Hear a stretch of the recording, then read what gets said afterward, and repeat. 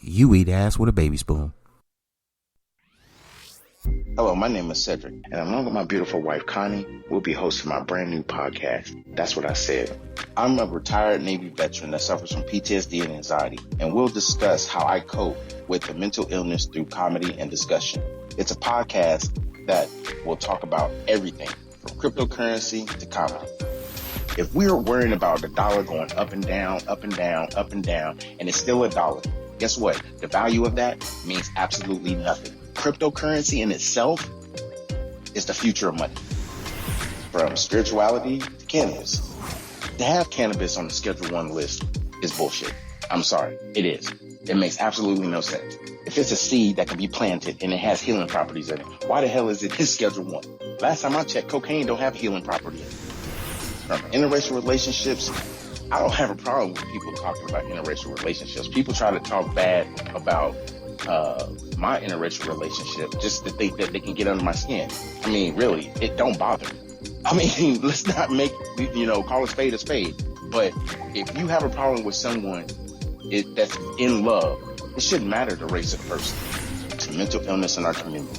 The problem is people want to put labels on it. Everybody wants to put color on everything. And as soon as you put color on it, it gets treated differently. The money gets treated funny. Because if it's dealing with Asians, guess what? It's going to take a longer process unless those leaders step up and get into the president's face or U.S. leaders' face and say, this is a problem in our community.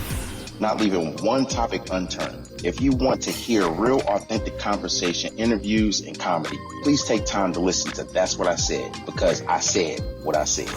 Giving you 100% authentic, real, raw, unapologetic truth with no filter. Listen to That's What I Said. Available on your favorite podcast platform. That's What He Said with Cedric D. Sanders. 100% real, raw, and uncut. Deadass.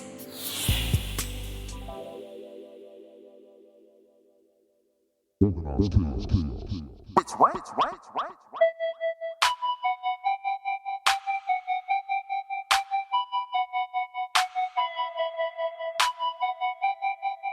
Cedric D. Sanders.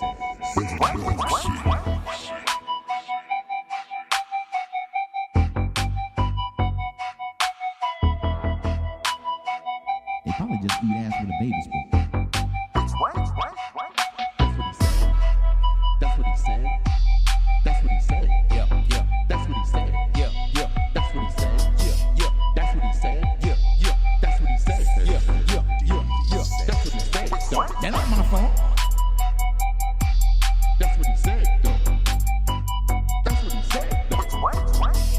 That's what he said. Which way? That ain't my fault. I'm just gonna lay it down like this though. That's what he said. That's what he said. That's what he said. That's what he said. When I say my shit, I'm gonna repeat my shit. I'm gonna make sure you understand the foundation of everything where I'm coming from. Don't get it twisted. That ain't my fault. Which way? That's what he said. That's what I said. What? That's what I said. That's what I said. That's what I said. Which way? Wow. We gon' do it like that. Yeah.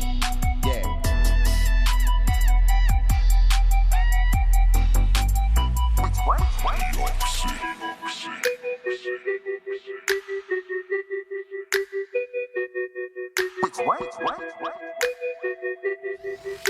Welcome to another episode of That's What I Said with your host, Cedric Sanders. Giving you 100% authentic, real, raw, unapologetic truth with no filter. The broadcast starts now.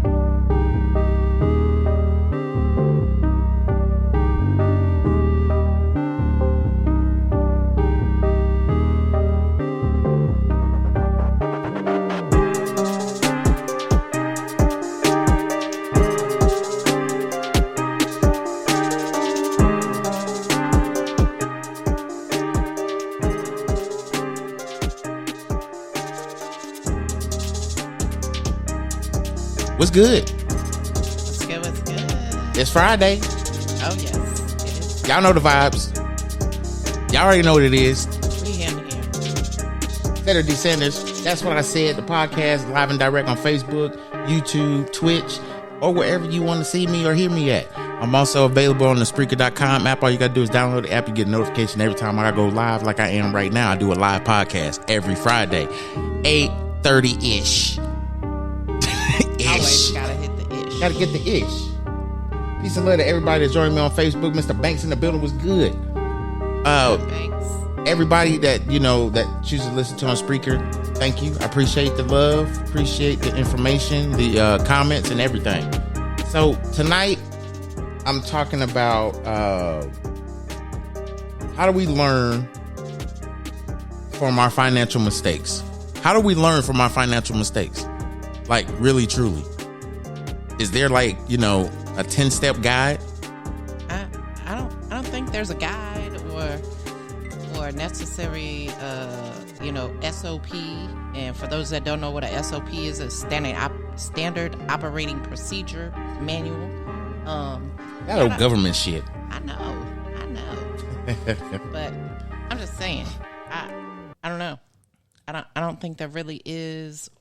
I think it's just learning from, your mistakes and, possible, for lack of a better word, failure in dealing with your own financials. I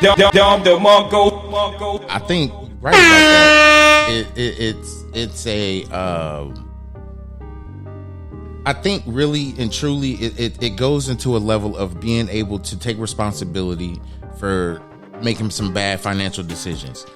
If you can't do that, 9 chances out of 10, you're going to always struggle financially because you're not going to do what's best for, say, your family or whatever the case may be. You're always going to do what's best for you. And a lot of times when you have responsibilities and you're always thinking about yourself, you're not taking care of your responsibilities. You can still take care of yourself, be responsible, as well as recover from having this mistaken identity kind of thing. And that's what I think the problem is we have this mistaken identity that we have to associate ourselves with what's trending. Yeah. We have to buy what's trending when it comes to fashion. We have to go what's trending as far as how we look with our haircuts and how we style ourselves. And then we go a step further and the vehicles we drive. It's going into a downward spiral of just trying to fit in. So we're going to talk about it tonight. But as always, we don't just go in and just, start the show and start the podcast. And I don't know if I've had this conversation and please remind me of where I was. I have to say this. This is not a show. Absolutely not. This is a podcast or a broadcast. A show's for entertainment value. Part of this can be entertaining, but the whole purpose of what I'm doing is to get information out. If you're entertained by this, great. I applaud you. Right. I applaud you for bending your ear and allowing me to entertain you for tonight. But I also want to be in your ear on some real shit about being focused up here financially. And a lot of us can't be financially focused because we have so many distractions. But that's later. We gonna talk about that. Peace and love to everybody that's joining on Facebook. I see you down there, Daniel, but my Texas brethren, I see you down there, bro. I know you ain't from Texas, but hey, you live down there, but I can respect that, brother. Peace and love. Yo, real talk. Any artist, my Spreaker family that's listening on Spreaker.com, if you have your own music and you want to chop the screw, you need to jump over to Facebook and holler at my boy Daniel. He be hooking it up. Real talk. And everybody that's joining the live, peace and love. I appreciate y'all. So I want to make sure that we correct this and say this is not a show. If you entertained by this, great. I appreciate it. If anything that I put out helps you by any means, great. Yes, you can message either one of you. You can message me on my fan page or you can message me on my personal page. Either way, it doesn't matter. But like I said, the whole purpose of me doing these podcasts was for myself to be able to express myself. And I look forward to expressing myself, not just, on Fridays. I do it during the week as well, but it's a buildup. So it's like, harnessing a caged animal during the week, and I might be petty on Facebook or, you know, be in some lives that I had no business in, listening to some shit that I know I ain't got no business listening to. Oh, petty pants. But it's like, it's entertainment for me. Right. I'm retired. Yeah, exactly. Literally 2 days ago, not to just brag on me, bourbon. 10 years ago, 2 days ago, I retired from the Navy.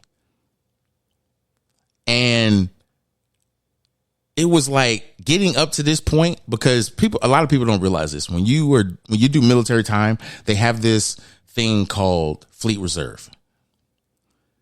When you retire with 20 years, you still have 10 years they could recall you because you have to do 30. Official retirement doesn't start until 30. And it's official. I've been sipping bourbon for 3 days.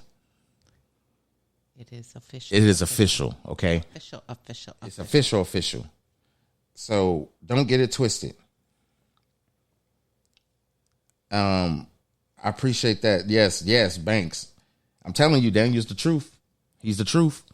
So I don't know. I just wanted to celebrate that opportunity and the time because, like I said on Facebook, and I'll say it live, you know, I was really like confused as to what I was going to do after high school. I know I needed to get out of Kansas City. I think that was the same for me. I mean, and it wasn't like so much because of the violence and everything else. I just felt like the town I grew up in, I rode my bike in, just riding around Kansas City. The same Kansas City that I went to high school at, did talent shows. Yeah. You know, it was just like, damn. I almost felt like you wasn't really going anywhere if you were to stay.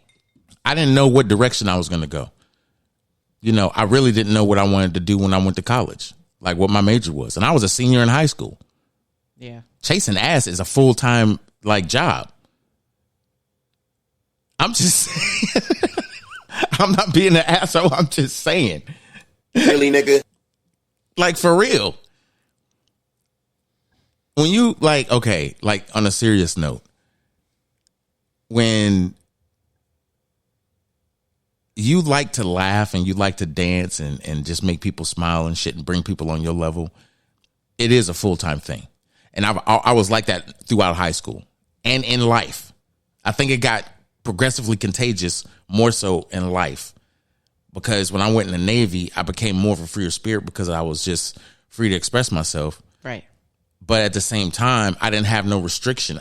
I wasn't in a restrictive relationship to where I couldn't, express myself. Mm-hmm. And if I was in a relationship where I couldn't express myself, I still expressed myself. It just wasn't with this person. It was like I was not going to be restricted from voicing how I felt. I was always real. I might have just like cussed a lot of people out at times, and people need to tell me, calm down, just don't go in that direction. So I did it, but I did it privately, mm-hmm. in a comedic way. Yeah. And I think that's when, you get to the point in your life where it's like, I like doing this, but because of my anxiety and because of a lot of things that happened mentally with me in the military, it kind of calmed me down, but it also gave me a lot of, I guess you could say, I'll second guess myself a lot. Yes. And there was opportunities. This is like no bullshit. There was opportunities when I was in Washington State where I could have did open mic and I just didn't do it because I just never written any material down. Right. You're just off the cuff. I'm always improv. Like, always. Playing the dozens with me is like Russian roulette with a blind Helen Keller motherfucker type person. And how many times have we been told, y'all need to do some type of show, whether it's television or whatever, because y'all are just, you vibe off each other and crack up. I mean, me personally, I would do it. Not even just like a podcast. I would do it like on Facebook, try to build up build up fans. Right. And just like no shit, every Friday, we just do whatever. Yeah, just ball the fuck out. Just wild out. I mean, and it's not even like wilding out, because wilding out is complete improv, complete just like, you know, what it is. And I think I don't want to go in that direction. I respect what they've done because I think it's the talented as shit. Mm-hmm. But I want to do something that is going to revolutionize comedy and how people can actually do comedy and come out and be free with it without any restrictions or anybody trying to judge them by who they are and what they do. Because merely for me, with my high anxiety, me being on stage, no. That's a no, dog. There's not enough brownies or enough gummies that you can give me that's going to make me comfortable enough to sit on stage and do comedy or any time of entertaining thing. I don't care what it was. When I was in high school, it was a different story. It was different because I was there with people I was comfortable with, and I didn't experience anxiety that much in high school. I was always wanting to dance. I give a shit. My mom was the one that got us like that. Me and my brother. Mm-hmm. We was dancing at Dillard's at the mall for Obsession Cologne. Knowing that teenagers don't wash their ass, so it's like the must on top of Obsession. We had a different kind of cologne when we got home. You was not obsessed by what the hell you smelled coming from two teenage black kids in Kansas City, Missouri, dancing in a mall for 3 hours in summer. Mind you, it had to be summer. If me and my brother was dancing at the mall, it had to be summer. Yeah. Oh, it was, man. Oh, Funkalotomus. Man, that shit. Motherfuckers want to talk about how you have socks that stand on their own because people just be wearing them for 4 or 5 days. No. That was your whole outfit. Nigga, my whole outfit felt like it was starched on my body because I sweated so much. And then, you know, we didn't have a car, so we had to ride the bus home. But the lady that took us was friends with my mom and gave us an opportunity. So she said, I'm gonna take a lunch break and I'm gonna drive you home. We was like, okay, cool. Damn. And that's what happened. And like, I think in my shining light at that point, I felt like I'm accomplishing something. Yeah. Because I can dance. People are out in the public and see us. And like, people was throwing tips down. Like, we were like in New York where people, you just get on the street corner and just start dancing, play music or whatever. You know what I'm saying? Mm-hmm. So, I'm sorry, Facebook. I know I got a camera and I don't be paying attention to y'all and shit. The mics are over here and I need to do better etiquette, but it's a podcast. So don't criticize me because there's ugly people out here criticizing fat people right now. So we need to stop. Fuck, let's talk about it. I was just going to say. Let's just talk about it. That just led to... So, big boy. People on Facebook, I'm sure y'all seen the post. If you got brought into this live and you're not following me, please follow me and go check my last post. I believe it was my last post because I think it was the only post I did today. Mm-hmm. And it went it went along the lines of how ugly people are now somehow coming from their dormant state of uglyship to comment on the said larger people in this society call them obese. I like to call them thick as fuck, or you can call them BBWs if you want to. But to me, I just think they're thick ass women. To me, I can't trust a skinny woman. If you're skinny and you were fat, I still accept you. I will accept you. Because you know what I'm about to say is the truth, what I'm about to say. For all those people that have never had, I don't know, thicker pants or had to buy bigger shirts because you like to, you enjoy food and people want to judge you because you don't want to exercise, please exercise. Not saying that being big is not okay, but all I'm saying is embrace people for who they are, not for what they look like. So this motherfucker, a very talented comedian, I mind you, that I really like. He is. He's a very talented comedian. I will give him that. But bruh, I don't understand how people can get. I mean, okay. It's, to me, it sounded like he was doing a like what they call them bits in comedy, where you start telling a story about something, and then you start punching it out with comedy. It sounded like that's what it was going down, to the point it got really kind of fucking personal. And for me, my bullshit alarm went off, because the first thing I thought about was, wait a minute. So ugly motherfuckers is starting to talk about fat people now? So now they're the topic? Because I've never, in the history of being petty, heard in the archives or saw or read in the archives where ugly people were launching back an attack against someone else besides them. I only know this information because, I mean, I hear.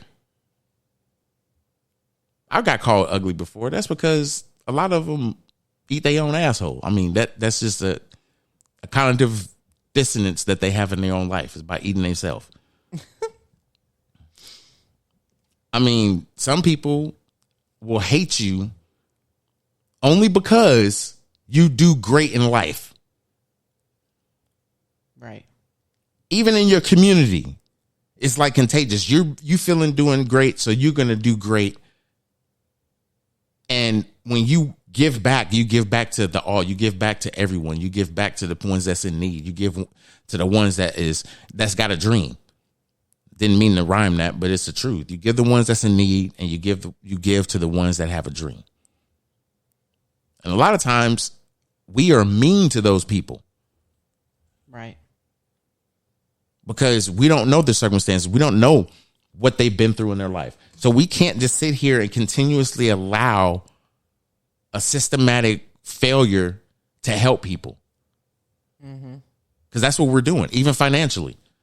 It's like you have the information and you're becoming better financially, because now it's like you're able to touch a lot more things because you understand finances, you understand credit and everything else like that. So it's like now you're starting to move the way you should be able to move financially.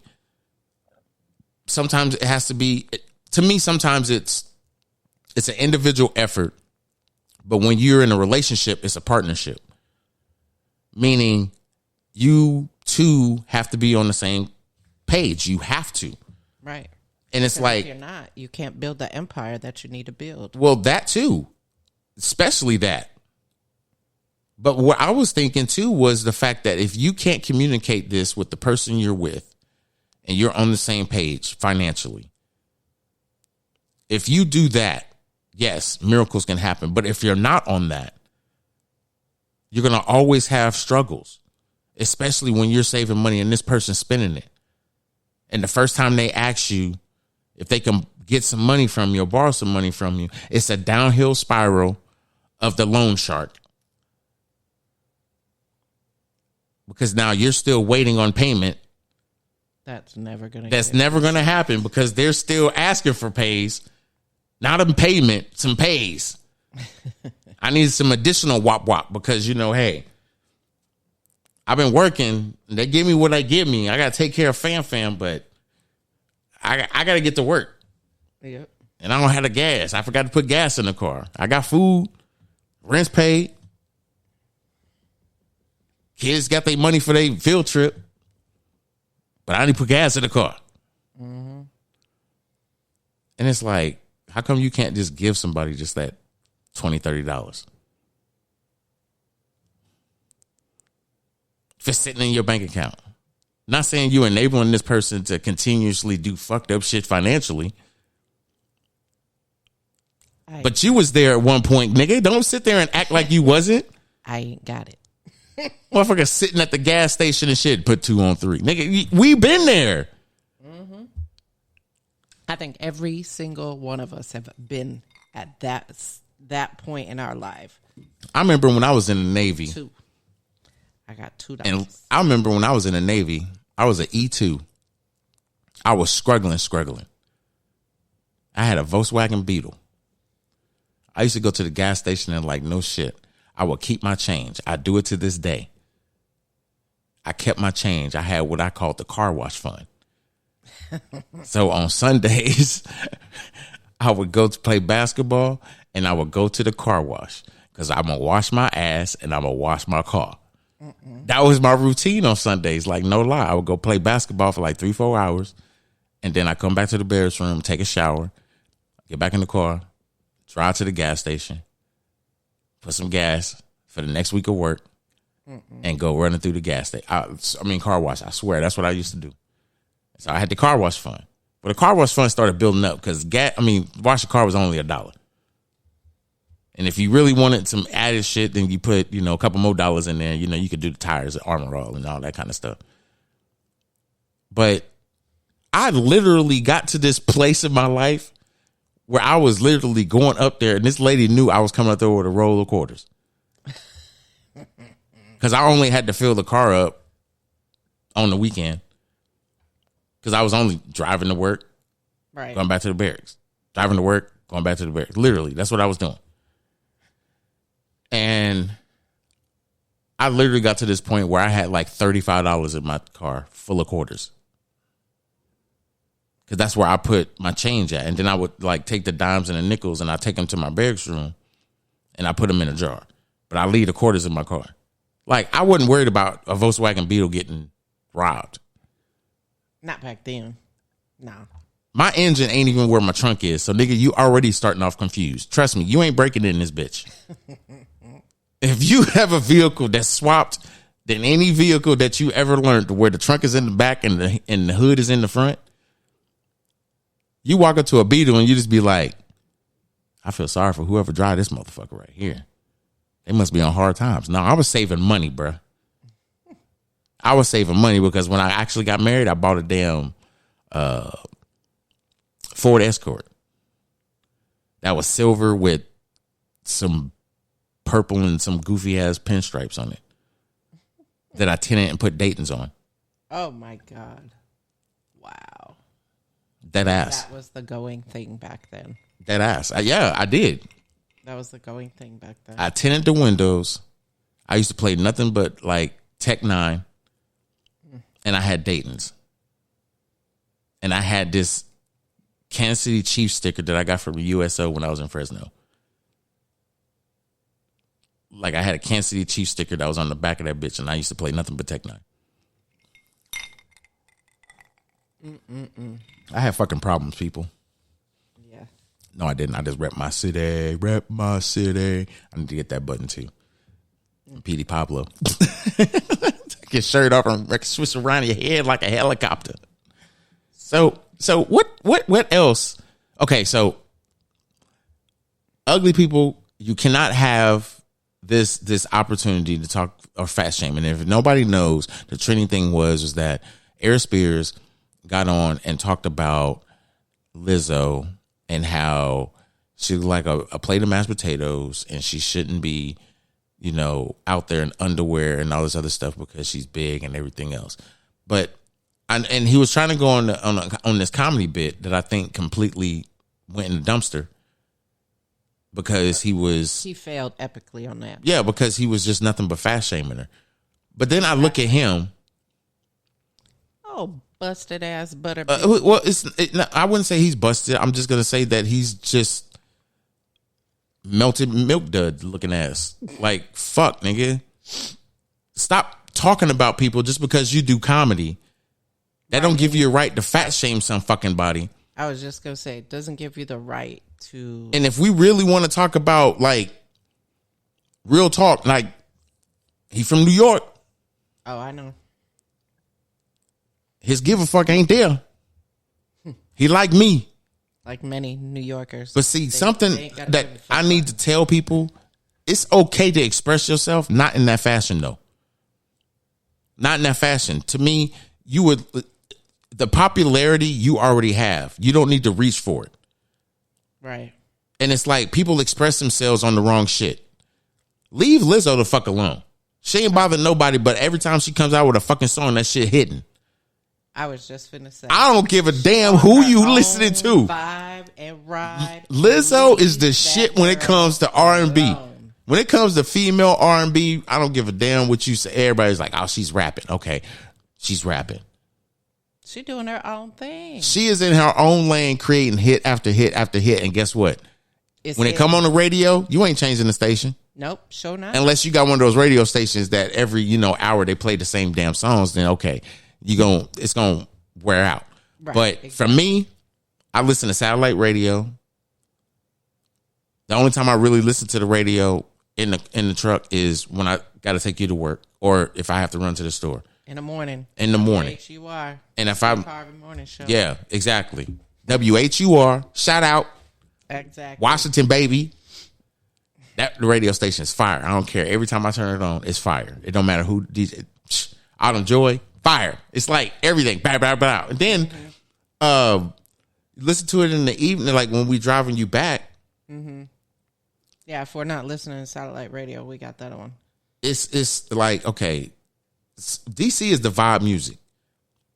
Mm-hmm. I don't care what anybody say. That DC music, boy, it hits you different when you hearing it, when you playing it, and it's just that go-go music. That's what it is. It's the go-go music, and people are just like, "What?" Get in the car and go. I mean, like, I need to like. I'm not gonna lie. I got a homie that's from out here, and he's all about DC. I'm gonna have to say, look, I need to bring y'all on. I need to bring y'all to the house. We have a cigar night or whatever, and I'm gonna do the podcast, and we just have a conversation. And it's really just all retired Navy guys. I say Navy veterans. There you go. I'm gonna have to pitch that to them, and it's football season, y'all. So. You might interfere. I might turn that podcast into a conversation. I mean, we might be talking shit about each other, but that ain't the point. About our teams.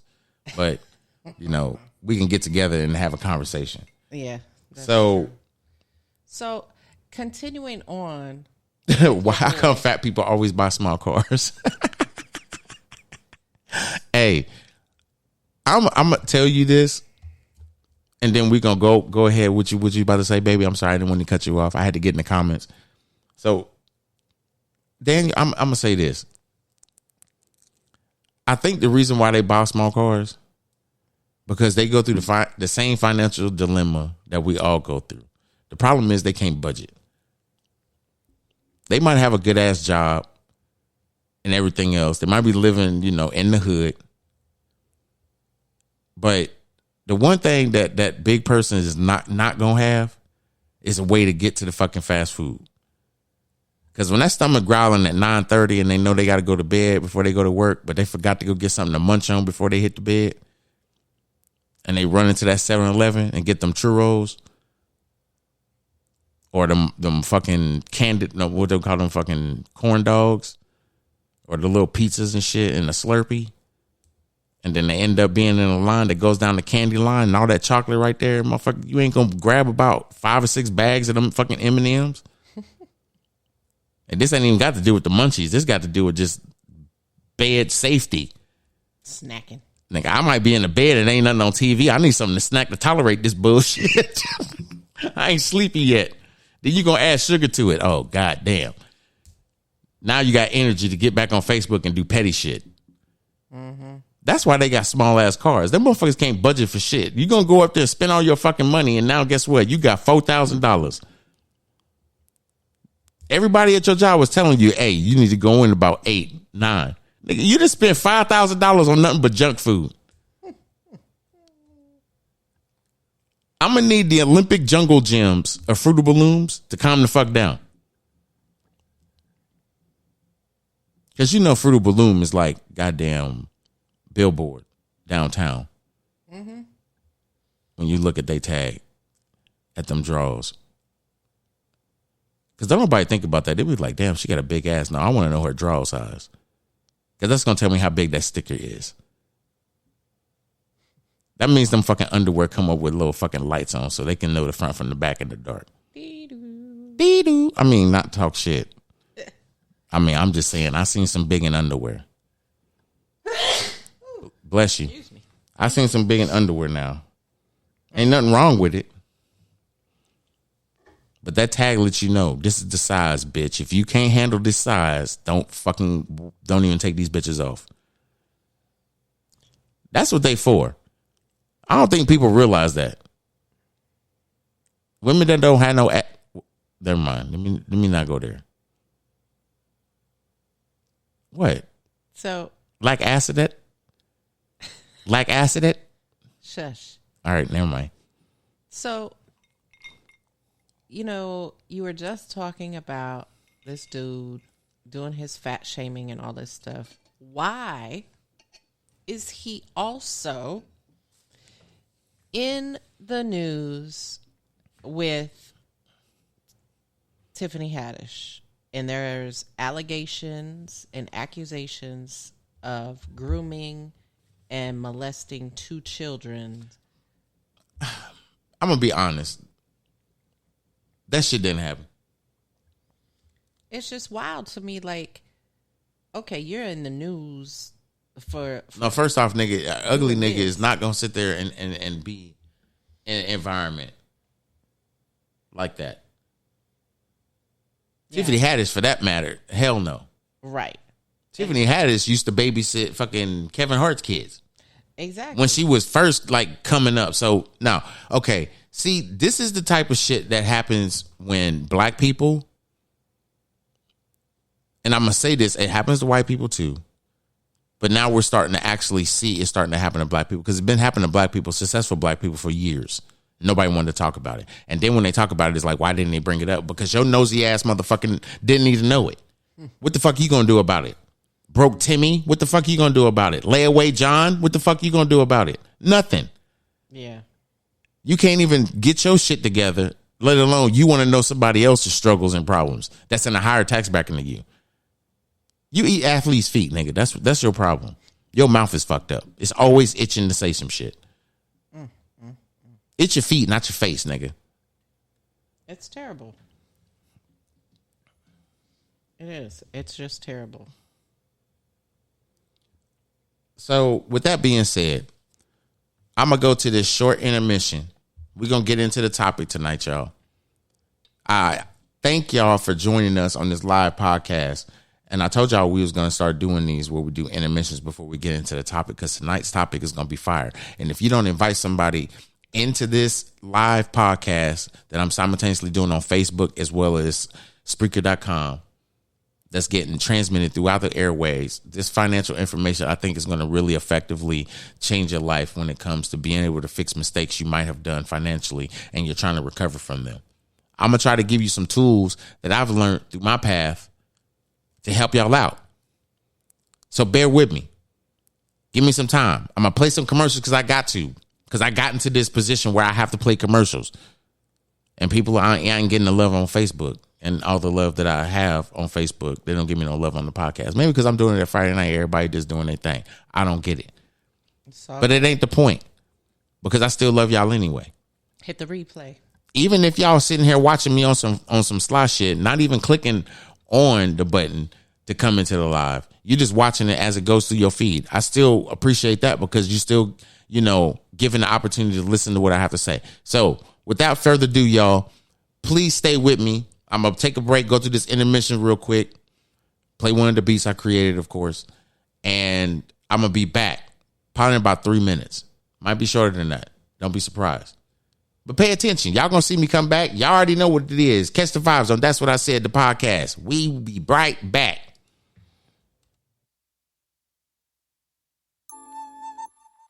That's What He Said with Cedric D. Sanders.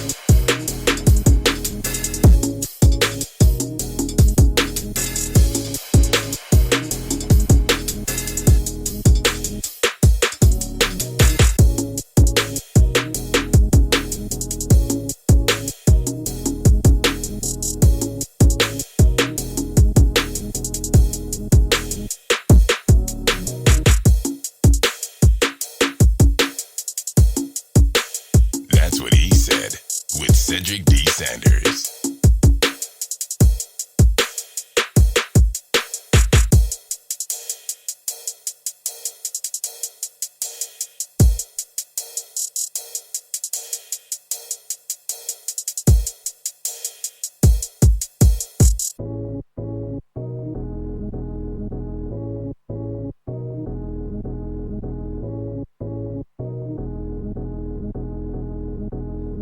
Oh, we about to come back, y'all. That's What He Said with Cedric D. Sanders. 100% real, raw, and uncut. Deadass.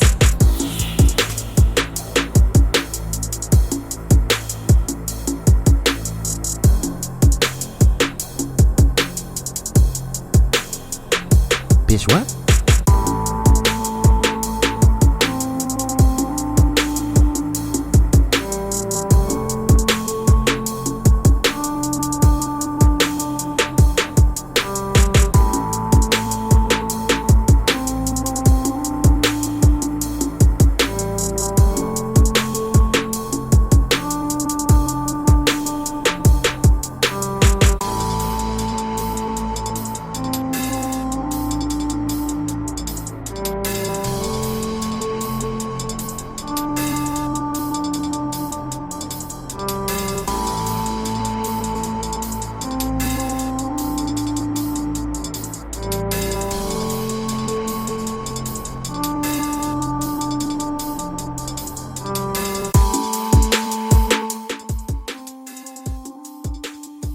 What's good, everybody? We back. Sorry for the delay, but I like to take these intermissions to give people a chance, the opportunity to do what they got to do. If that's adulting, taking care of the crib, whatever, you know, in between the podcasts, especially while you're listening. You could be driving, you want to go to the gas station, but you don't want to stop. You don't want to hit pause or anything else like that. You got to take care of your gas. Guess what? That's what something that's going to be doing. And even if you're at the house and you didn't sipped all your drink, you got to go refresh. And that's what I had to do. I had to pour me another bourbon because I had to have that Uncle Nearest near me, because that's what's near to me, is that Uncle Nearest. That's that bourbon. That bourbon be hitting. So, baby. Yes. I got a question to ask you. Okay. If you were, I guess, in a situation in life that you created, you're sitting down trying to figure out how you can get out of this situation, and you realize that you created this situation. Okay, how do I stop this to do better? What is some things that you experienced in your journey financially that allowed you to be better financially? So finances has not always been a great thing for me. Just, you know, transparency wise, you know, when you have been married for a long time and you go through a divorce and you have bills that you have together with someone over the course of those years that you were married, and then you separate and divorce, and then you're on your own, you acquire new bills. Mm-hmm. And acquiring those new bills, you put yourself in a situation where you've got good credit, things are going great for you, and then you start slowly teetering that line where you start almost like a keeping up with the Joneses type thing. Mm-hmm. And, you know, because you want the best for yourself, you're like, well, hell, my credit's good. Why can't I have this nice car? Why can't I have these nice clothes? Why can't I have this, you know, that? Right. And you overextend yourself. And really and truly, when you get to that point, you you have to sit down with your own self and be like, look, you can't take a loan out to fix the issue, because guess what?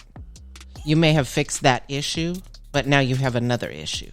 So I'm glad you said that, because what I'm about to say is probably going to hit home for a lot of people. So anybody that's listening live, or anybody that's listening to this not live, I want you to actually get a piece of paper and a pen and truly write down. I want you to draw a line right down the middle of the page. And when I say some things, I want you to just put it on whatever side you feel you need to put it on. I'm going to tell you what the sides are after I get done. 3 questions. You paying attention? Paying attention. Yeah, okay. But you got to pay attention, though. Because I'm going to ask you these 3 questions. And I'm going to ask you to make sure I'm in line with these 3 questions. Because you know I'm you know how I get when I get to these podcasts. So, okay. Everybody got that pen and paper ready, right? Hold on. Let me pull up my handy dandy notebook. You got one right to the left of you. All I got to do is flip some pages over. This nigga. That's work. Yeah. So, okay. You ready? Podcast ain't gonna wait for you. You ready? Oh.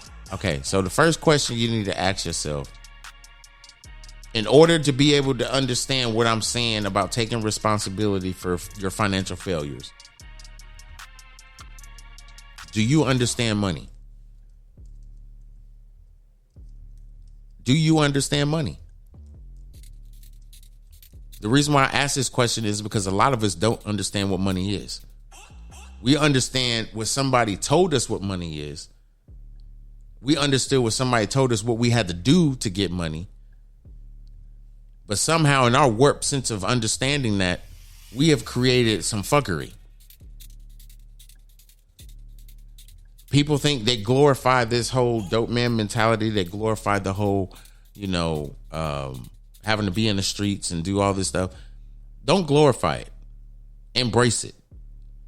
Everybody's going to be like, what? You celebrating drug dealers? Yeah. Because not all of them are still selling.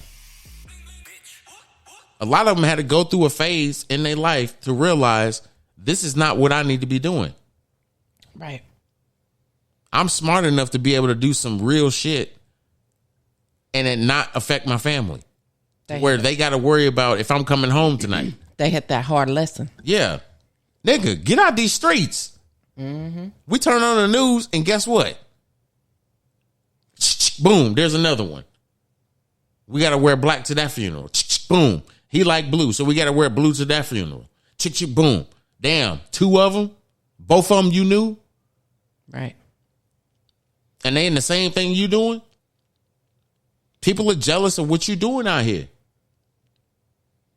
And how you making your money. You got to think about it. The people that you allow to buy whatever it is you selling, they see what you pulling up in. They seeing you at the club. Wearing your jewelry and your tight t-shirts and your fucking tight ass jeans. With your $3,000 tennis shoes on. And about, $25,000, $30,000 around your neck. Buying rounds at the bar. No, you might not be buying rounds. You might, but you might not necessarily have to. But it's like people want to sit there and be like, yo, people gonna respect me.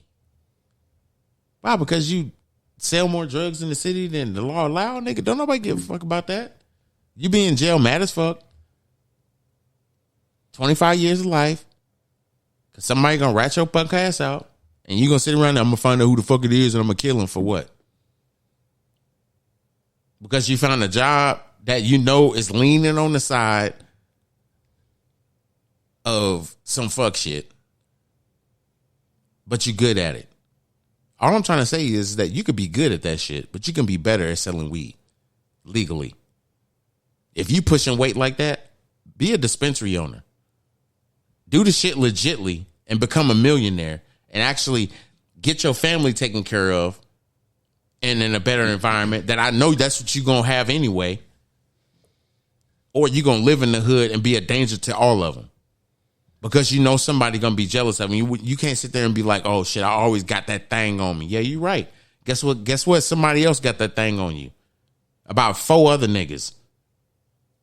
They've been watching your every fucking move. They jealous of you. That's the reality that we have to go through as black men, regardless of where you come from. People gonna automatically assume you a nigga, you got money, I want that. You see me out here struggling. And we can't even get out there fast enough to even just educate them to feel like you ain't got to take that from your own brother, because we all out here struggling. We just got to a position where we could take our family and put them in a better protected environment that they aren't gonna get judged because of, the color of their skin. And even if they are, it's not going to bother them because the house that they live in provides that much security that they don't necessarily have to have the friends that stay on their block. They can have the friends that stay in that house. And it's not about the money that is being brought into that house. It's just a protected environment to where they feel safe in that house. But you can't feel safe when your environment outside is fucking toxic. So really, what was the first question? Do you understand money? That's what I'm saying. We have to gather all this information and be able to just understand one vital thing. Do you understand money? This is how toxic money has become. And it's funny because in high school, they said money is the root of all evil. Wow, that's funny you said that. I learned that shit in high school. They've been saying that shit for years, that the money is the root of all evil. And the evil that money presents is only the evil that people don't understand what it is. That's the only reason why money is the root of all evil, because people don't understand it. You can be a millionaire and still be broke. You want to know how? Because when you become a millionaire, it puts you in a different status category. You're able to shop at stores that you were never able to shop at before. They give you a line of credit that you've never even thought about, even think about, even acquiring. Right. You have access to things. You have access to shit that you didn't have access to ever. Right. And people are like, where are you going with this? I'm telling you something. Absent mind yourself from reality TV. Love and hip hop is all entertainment value. It's giving you an opportunity to be in people's life. What the fuck for? They don't care about you. Yeah, people say, oh, I care about my fans. But then you got all these people coming to see you sing, rap, and all this other shit like that. Do you individually thank them? No, you do it from the stage. Which means you made sure that it was time available so that you can do that. If you sincerely thank your fans, you would thank them by individually thanking them when they first walk into the motherfucking arena. Everybody's like, no, they got to be mentally prepared. No, they was mentally prepared when they created the fucking environment. To bring everybody in. To entertain them. Come on now. So if you don't understand money, you are entertaining yourself into failure. I'm just throwing that out there. I'm not trying to be this guy that's poetic with his words. Bang, bang, bang, bang. All I'm saying is that you, as a person on this plane of earth, have to understand money. Once you understand money, you're going to be able to attract it very, very quickly. Trust me. Absolutely. Because I'm telling you right off rip, once you understand money, then you understand the credit game. Is that number 2? Number 2. So number 1 was what? Do you understand money? Once you understand money, you will understand credit. That's number 2. If y'all not in this live, damn. Because I'm going to tell you what. There's a bunch of Instagrams out there that tell people, oh, you want to be rich and you want to do this? Click on this link below. No, I'm the link below. Let's be real. I'm the link below that's not being published. We're going to talk about it tonight. And if y'all don't share this so that people can get fed on this information, you're doing them a disservice because you're getting the service right now. You're getting that work. So if you don't understand money, you ain't going to never understand credit. Credit is the one thing that I can tell you. I'm just telling you from experience, and I'm telling you based off of what we're going through right now. It ain't a bad thing. It ain't a good thing. It's a great thing. Because we understand the good and the bad because we've been through both the good and the bad. Okay? Exactly. Let the truth be told. Ben had that. My wife 750 has been through the ringer financially. And then I have not. Well, no, that's not true. Let me stop lying. I have been through the ringer financially to the point that I have been suppressed in getting a lot of things when I was making a lot more money, all because of one thing on my credit report. Just one thing. Yeah. One. And it's still on my credit report. And to this day, it is still affecting my credit. And I'm paying it. But everybody's like, why aren't you paying more? Because I can't. Because this motherfucking thing plagues me. It plagues my life. It is like an ingrown toenail. You know you got it. Keeps coming back. And you cut it off. And then 2 months later, that bitch is hurting again. You just wearing your comfortable shoes. You vibing. You haven't had a moment with your wife or your significant other in a long ass minute. And you just like, I'm feeling it.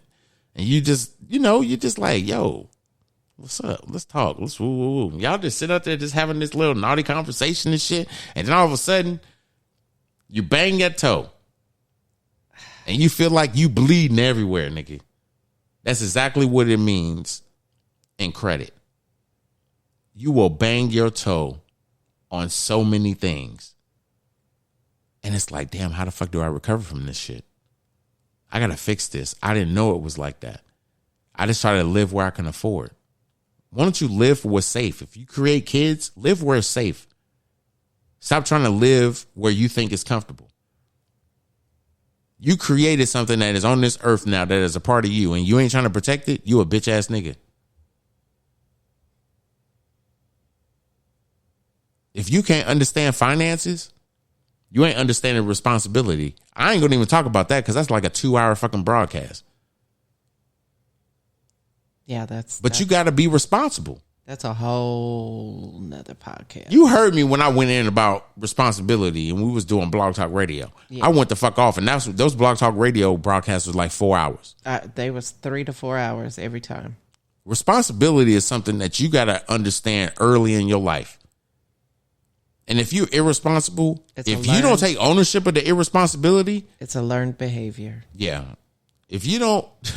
And a lot of people cannot accept responsibility for some of the things that they've done in their life.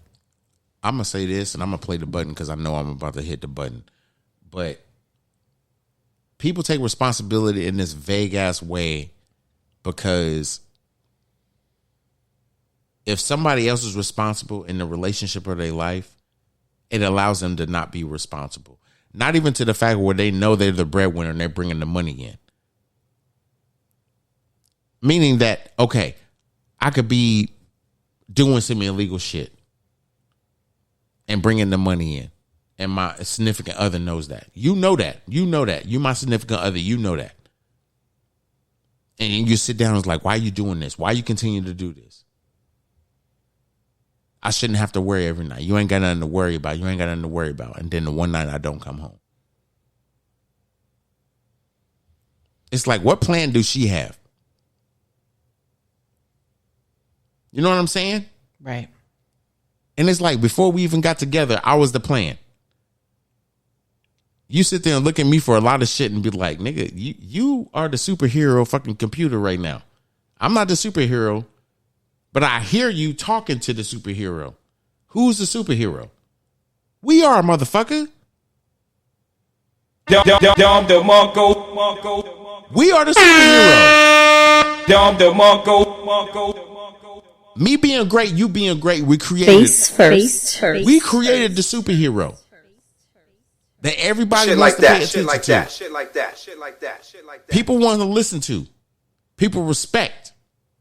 We the superhero. Yeah. But when people don't want to pay attention to that superhero, they fall down a downward spiral of bullshit. See, we've been a superhero to a lot of people. A lot of people will respect the fact that we've been that superhero to them because we was able to be that superhero to them. But we was always the superhero to ourselves. Number 2 is making sure you understand credit. Credit is the one thing that will take you to the next level of finances, even if you ain't doing shit. Do I need to play that button again? Credit. If you got good credit, if you got good credit right now, Face first. with no plan, you still got the cards. Shit like that. Shit like that. Shit like that. Shit like that. Have a 700 credit score and you work, I don't know, say you work at Walmart. You stay in an apartment, you take the bus to work every day, but you pay all your bills on time. And you got a 730 credit score. You got access to money that 3 times makes your annual salary and you don't even realize it. That's so true. You got access to money You didn't even know about. you didn't even know that's 3 times your actual annual salary. I don't think y'all heard me. I don't think y'all heard me. I'm being real with y'all right now. I'm going to tell y'all. I'm being real. Shit like that. Shit like that. People Shit don't like realize Shit like that they sit there and say, and I'm going to say this, I'm going to make this controversial podcast because I can do that. They always want to say the white man's after them. No, you allow the white man to take over you because you don't want to take care of your shit. Your credit is one of the things that you got to make sure you take care of, and I'm going to tell you why. You have access to the white man's money, and you don't even realize it. You have access to the oppressor's money, you don't even realize that. But the only oppressed person is the person complaining about the shit that they have access to. Why create something that you don't want to be responsible for? People create bills and don't want to be responsible for them. They create kids and don't want to be responsible for them. But at the same time, give a fuck. They sit there and have the mentality that they want to create something that they can be responsible for, and they create a kid and don't want to be responsible for it. They create bills and don't want to be responsible for them. They don't pay them. I don't give a fuck. How the fuck are you broke, Face first. mad, pissed off, Shit like that. Shit like that. Shit like that. Shit like that. and not trying to fix it because you created it? You allowed yourself to go into this downward spiral of just fuck it. Everybody goes down the spiral of fuck it. Yeah, I think a lot of people, though, once they hit that downward, it's hard to regain traction to come back up that ladder because that downward spiral hits hard and fast and continues to swirl down. And for you as an individual to watch that go down like that, you have to take that almost out of body experience and look at yourself sitting there crumbling and going in that downward spiral to say, okay, something has to give. And you have to take responsibility at that very moment. Suck it up, fucking buttercup, and get on the goddamn horse and ride your way back up the hill. The greatest trick the devil ever pulled was convincing the world he didn't exist. So this is that secret that I was going to tell y'all about. I always have a secret. Anytime I talk, I always have a secret. Every fucking podcast, I have a secret. I don't necessarily talk about it all the time, but I got one tonight. This is that secret. Number 3? Huh? Is this number 3? I'm going into number 3. So Okay. credit. I'm going to say this. I will be doing a podcast in about 3-4 weeks, probably in October, talking about credit. Maybe I'm promoting my business. I don't know. But I will be talking about credit. Credit is so important to the point where you have to not only understand it, but you actually have to understand how it works and how to manipulate it so that it works for you. Credit goes into number 3 like a B. Everybody wants to know what that B is. But it's not about the B, it's the C. Everybody knows they ABCs, but everybody wants to understand what that C means. That C means crypto. If you don't understand crypto, you will have a difficult time understanding where financial money is being directed. Yes, it's being directed in interest of financial gain, compound interest, things of that nature. Yes, that shit still works. Stocks still work. But I'm talking to the community of people that don't understand finances, that don't understand money. Why is crypto so important? Because if you pay attention to it, it's revolutionizing how we understand and deal with money. Bitcoin by itself is the one headache that has started all this debacle. And I say headache because a lot of people don't understand Bitcoin, let alone cryptocurrency, and try to talk shit about it. I literally have allowed myself to just pay attention to crypto and watch it grow and make money from it. Literally. I'm not rich. No, I'm getting there, but I'm not rich. But people always ask me all the time, I need to get on your level. I need to understand what you understand, blah, blah, blah. No. Understand cryptocurrency is going to help you understand money for 2 reasons. One, you're going to understand why the government restricts people from making it so much. The second reason is you're going to understand the fact that cryptocurrency in itself is the future of money. I've said this on a commercial. I've said this shit. You say it every podcast. Cryptocurrency is the future of money for a lot of reasons. Its utility of work by itself. Allowing people to securely put information on the blockchain, and it's secure, regardless of what that project does, it's secure. Once you release that information and you put it in someone else's hand and you put it in another blockchain, it is going to allow you to be secure. Everybody's like, why are you worried about your security? Because if you want a lot of money, you need to protect it. Why shouldn't you worry about your security? People are not worried about their own shit. I don't understand why. But money is the root of all evil, right? Right. That's what you're taught. That is what you are taught. As I sip this bourbon and trying to teach y'all, I'm trying to learn y'all something. So understanding cryptocurrency is number 3. Lastly, before we get off of chill, I'm going to say this last thing, and it's number 4. And this is the real reality that everybody needs to really understand. Responsibility. Goddamn. The one word I said I was not going to say, I was going to talk about, it's going to take 2 hours to talk about. It is number 4. You have to be responsible.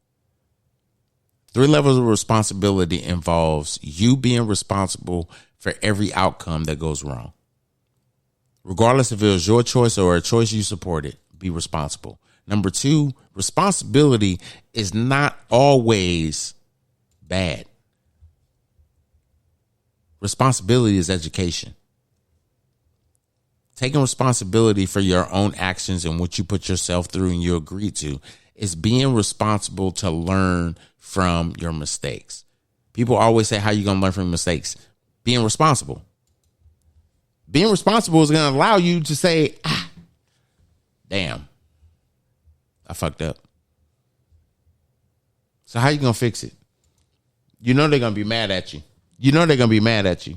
But you can't allow them being mad at you to affect how you change or how you learn from fucking up.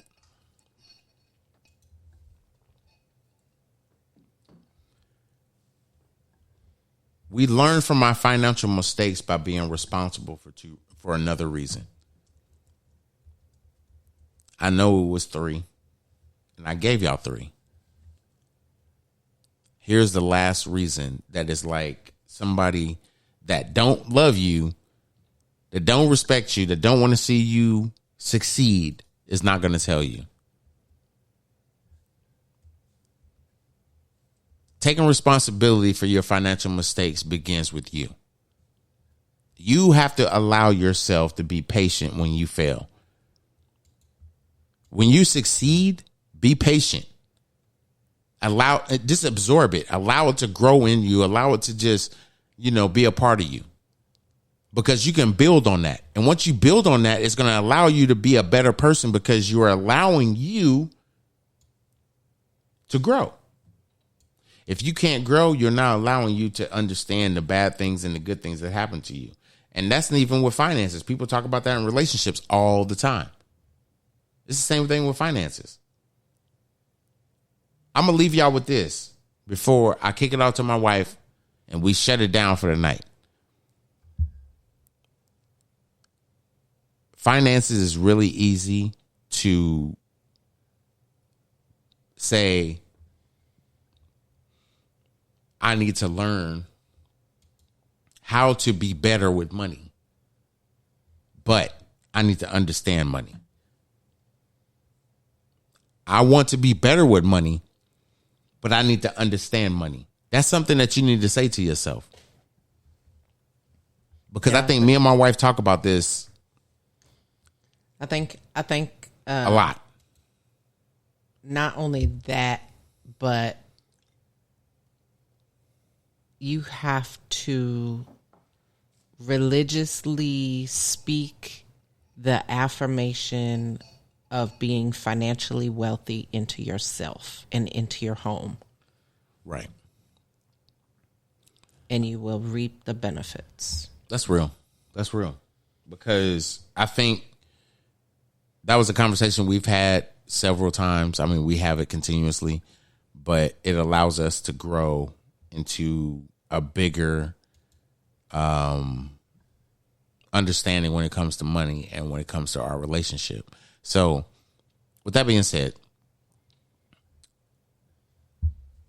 understanding your responsibility to grow financially is not just within you. It is for your legacy of your family. So allow your family to grow with you. Teach them what you learn.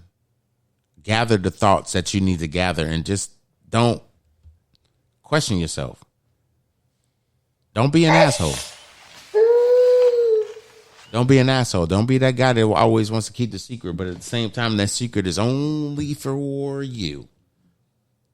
Because you ain't learned it. You keep telling everybody you got a secret. That secret is you. Learn what you need to learn. Be the person you need to be and stop trying to be somebody you're not. That's real. Stop trying to be somebody you're not. With that being said, we out here, y'all. Enjoy y'all Labor Day weekend. I'm going to say this. Labor Day weekend is a weekend that y'all can relax on because it's really the only real weekend that begins the holidays. Yep, before. I mean, you got Columbus Day, then there's Thanksgiving.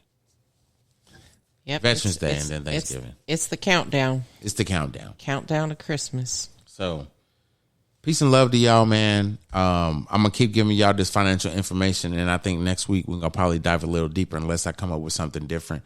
But if you want me to talk about more financial things that a lot of people are hitting me up with, hit me up with the DM.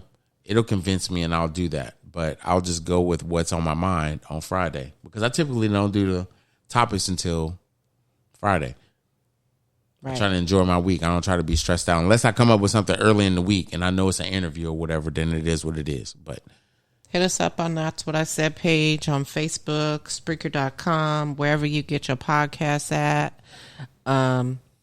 If you have something that you want us to dive into and have a wholehearted discussion on, please hit us up on the That's What I've Said page and we'll kick it off from there.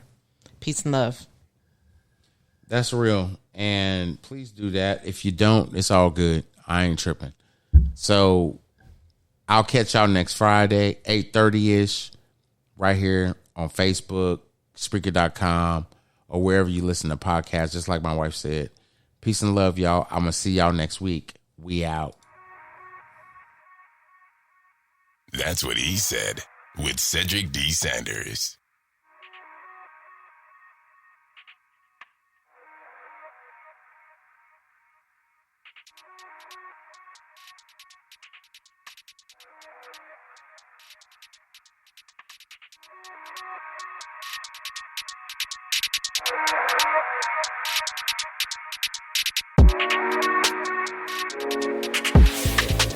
That's what he said with Cedric D. Sanders.